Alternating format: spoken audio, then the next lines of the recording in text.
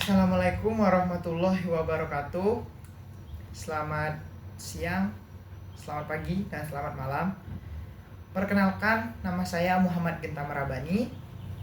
Saya berasal dari Fakultas Hukum, Prodi Ilmu Hukum, Angkatan 2025 dengan NIM 02011 3825 30393. Pada hari yang cerah ini, saya akan menjelaskan materi tentang hukum permintaan, kurva permintaan, dan faktor penentu permintaan sebagai tugas ulangan tengah semester saya.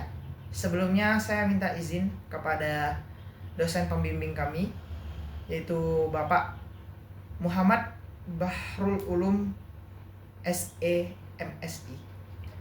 Tanpa berlama-lama lagi, saya akan langsung masuk ke materi pertama, yaitu apa itu permintaan.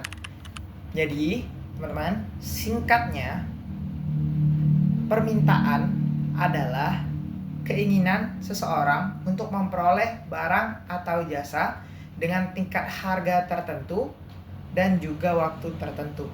Namun, keinginan saja tidak bisa disebut permintaan. Jadi, permintaan itu harus disertai kesanggupan atau kemampuan orang tersebut untuk memperoleh barang atau jasa tersebut. Oke, lantas apa hubungan permintaan dan keinginan? Jadi, permintaan dan keinginan itu tentu saja dua hal yang berbeda. Dari namanya saja berbeda antara permintaan dan keinginan. Maka dari itu, saya akan lebih menjelaskan kepada teman-teman sekalian apa itu perbedaan permintaan dan keinginan agar tidak ada salah kaprah atau salah pengertian lagi. Jadi, keinginan adalah segala sesuatu hal yang diinginkan manusia di dunia ini tanpa adanya batasan sumber daya. Sedangkan permintaan adalah semua keinginan manusia yang manusia tersebut mampu untuk melakukannya. Jadi kalau keinginan itu belum tentu dia mampu untuk melakukannya. Sedangkan permintaan, manusia itu pasti mampu melakukan hal tersebut, entah dengan cara membayar atau dengan cara memiliki waktu atau apa. Dengan kemampuan manusia tersebut, itulah maka dia bisa disebut permintaan. Misalnya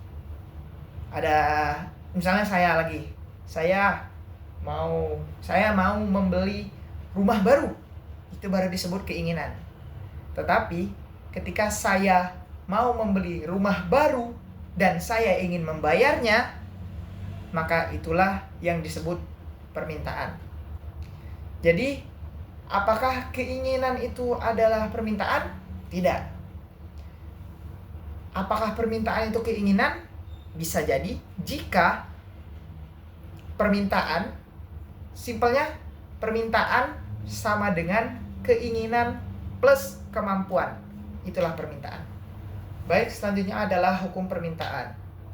Apa itu hukum permintaan? Hukum permintaan adalah hukum atau aturan yang menyatakan bagaimana permintaan itu terjadi atau bagaimana permintaan itu prosesnya itu bagaimana. Jadi hukum permintaan menyatakan bahwa jika harga suatu barang naik, maka permintaan atau keinginan akan barang tersebut akan menurun.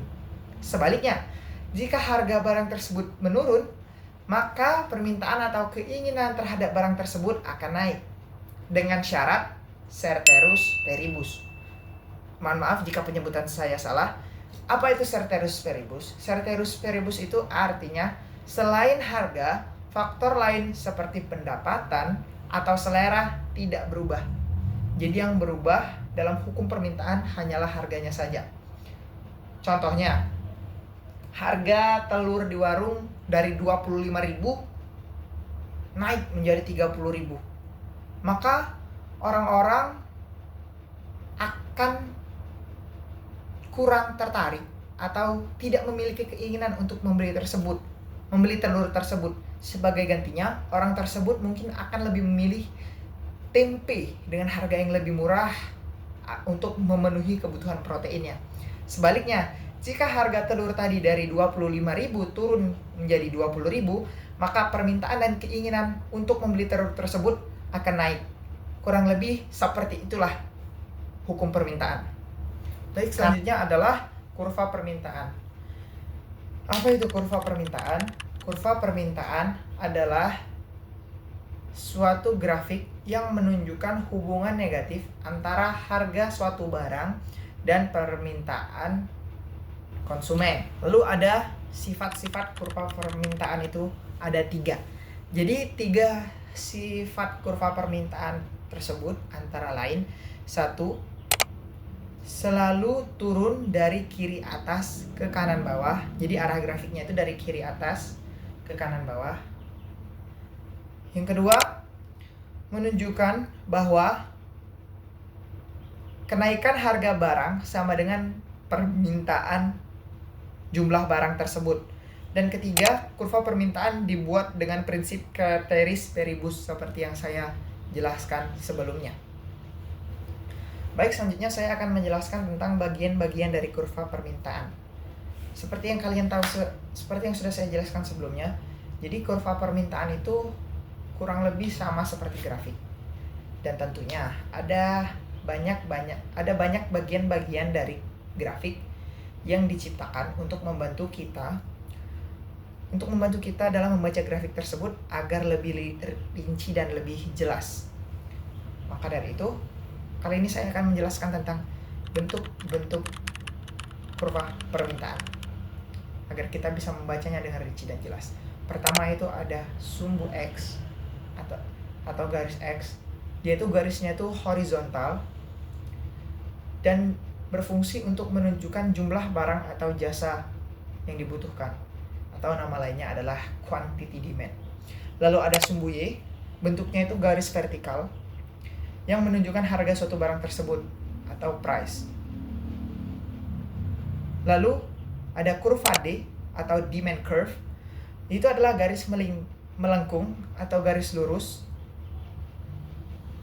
yang mulai dari sudut kiri atas ke kanan bawah. Jadi demand curve itu bergeraknya dari sudut kiri atas ke kanan bawah. Baik, lalu selanjutnya adalah titik pada kurva.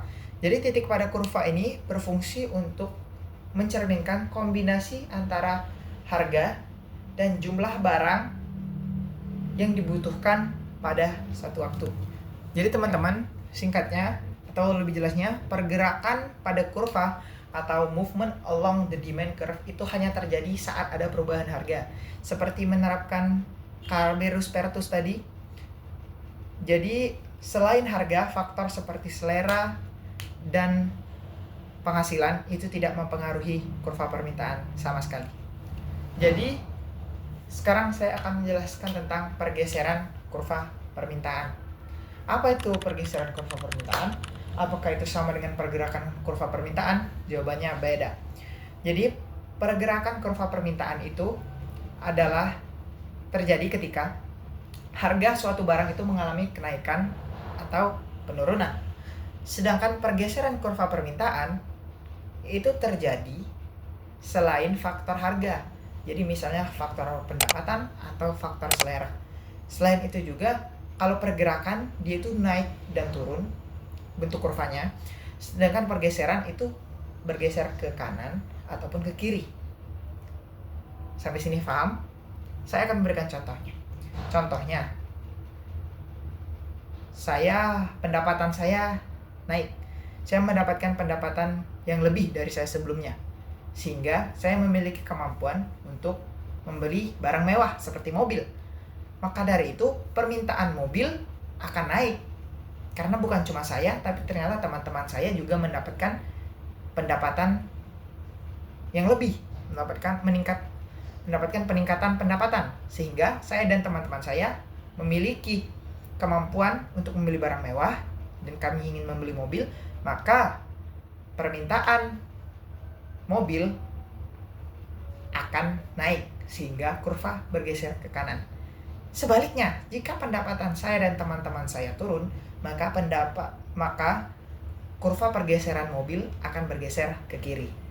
Karena tadi teman saya dan teman-teman saya mendapatkan peningkatan pendapatan dan kami ingin membeli barang mewah berupa mobil, maka peningkatan keinginan untuk membeli mobil naik dan kurvanya pun bergeser ke kanan. Baik, selanjutnya saya akan menjelaskan tentang faktor-faktor permintaan. Jadi, saya akan menjelaskan faktor-faktor apa saja yang mempengaruhi permintaan tersebut. Mulai dari yang pertama. Yang pertama itu adalah selera dan preferensi. Jadi, contohnya, kalau banyak orang yang mulai menyukai kehidupan eco-friendly atau kehidupan yang mengurangi sampah plastik, menggunakan bahan daur ulang, maka penggunaan tas kain atau tote bag itu akan meningkat sesuai dengan selera masyarakat tersebut.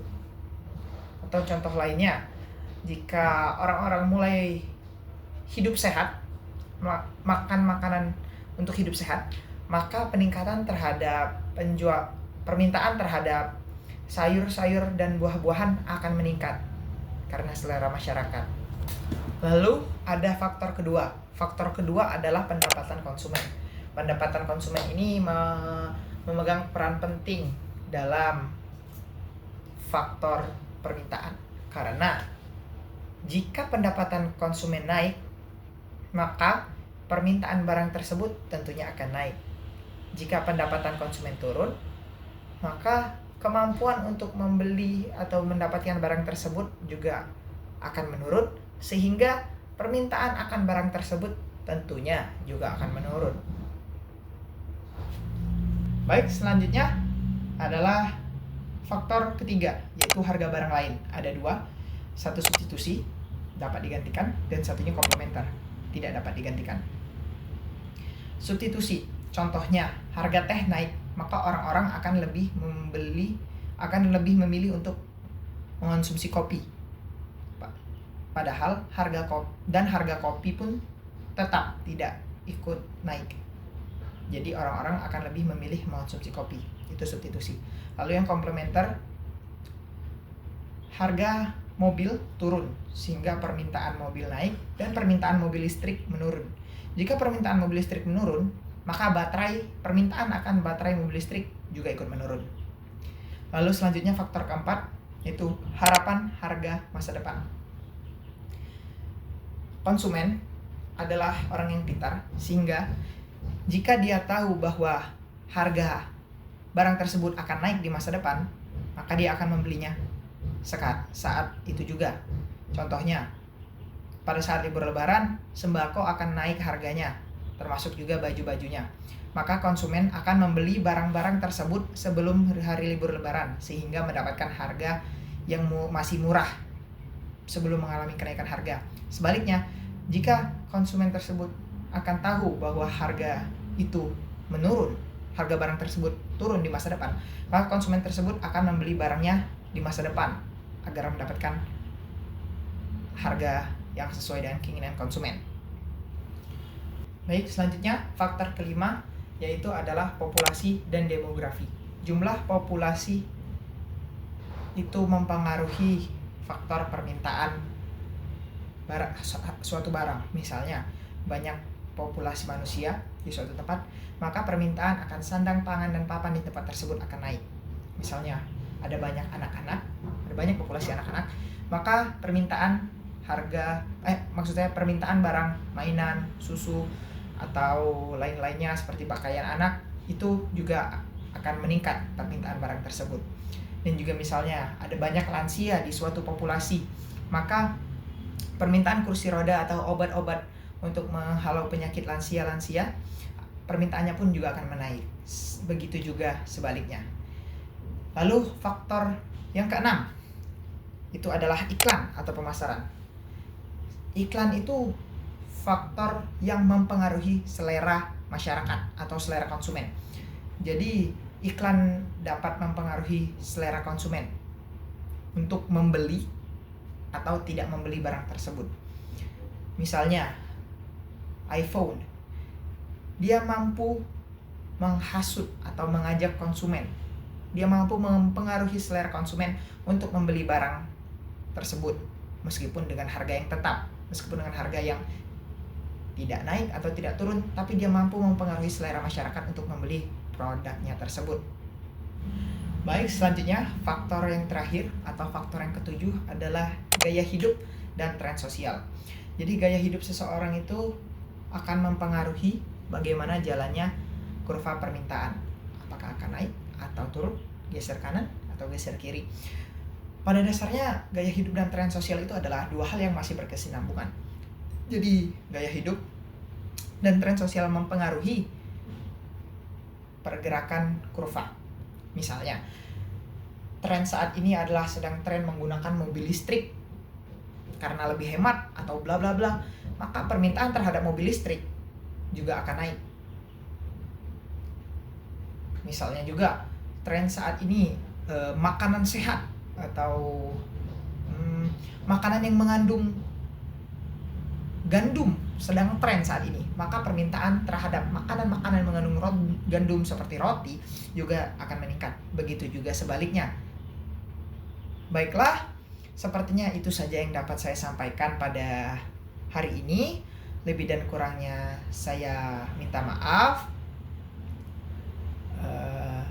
Terima kasih kepada teman-teman sekalian yang sudah mendengarkan saya dalam menyampaikan materi ini. Terima kasih juga kepada Bapak